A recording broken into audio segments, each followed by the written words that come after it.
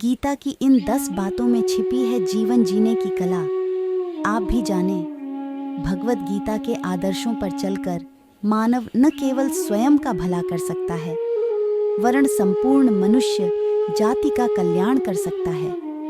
श्रीमद् भगवत गीता न केवल धर्म का ज्ञान कराती है, बल्कि जीवन जीने का ढंग भी बताती है। एक सोच में परिवर्तन। जो ज्ञानी पुरुष ज्ञान और कर्म को सम देखता है, उसी की सोच सही है। सही नजरिया रखने वाला व्यक्ति इच्छित फल की प्राप्ति कर लेता है। इसलिए व्यक्ति को ज्ञान और कर्म में संभाव बनाए रखना चाहिए। दो मन पर नियंत्रण जरूरी। मन बहुत चंचल होता है और वह सदा यहाँ से वहाँ भटकता रहता है। अशांत मन को योग और वश में किया जा सकता है। क्रोध पर काबू।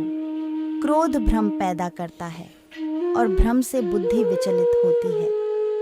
जब बुद्धि का विचलन हो जाता है तो तर्क करने की क्षमता भी क्षीण हो जाती है।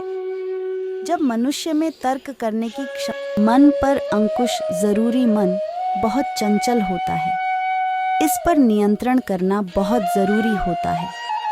जो मनुष्य मन पर नियंत्रण नहीं कर पाते, ऐसे लोगों का मन उनके दुश्मन की तरह कार्य करता है और धीरे धीरे मनुष्य गलत राह की ओर अग्रसर हो जाता है।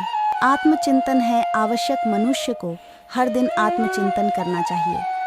आत्मचिंतन से जो ज्ञान प्राप्त होता है, उससे व्यक्ति उसके अंदर छुपे अज्ञान रूपी अंधकार को दूर कर सकता है। कर्म का परिणाम।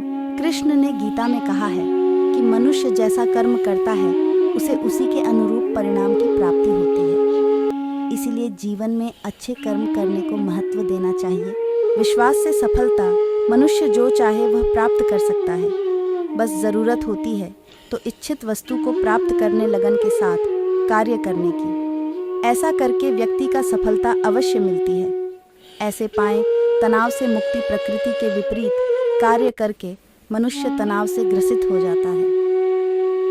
इसलिए तनाव से मुक्त रहने के लिए धर्म और कर्म का मार्ग अपनाना चाहिए।